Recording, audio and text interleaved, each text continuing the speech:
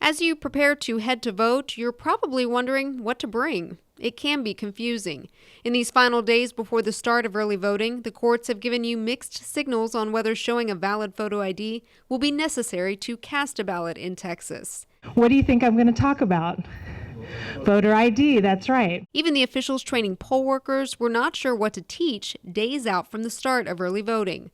Last week, a federal district judge ruled the state's voter ID law puts an unconstitutional burden on the right to vote, particularly for minorities, and should not be enforced in the coming election.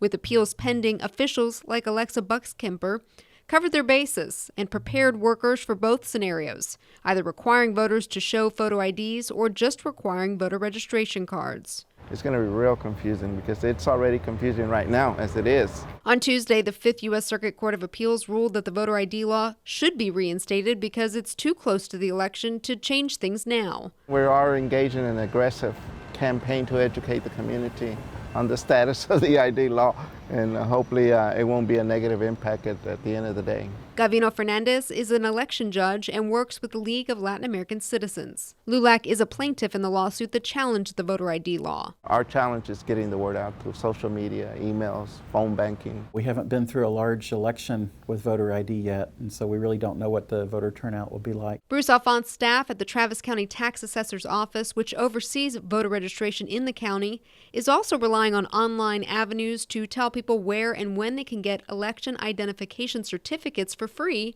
for the election. This is an election unlike any we've seen in a generation because every state office is wide open, and at the city level we have the new single-member districts, and so to the extent that you want to have an impact, this is an election where voters can really have an impact. With so many races on the ballot and so little time before voting starts, those working to ensure voters have what they need to cast ballots have their hands full.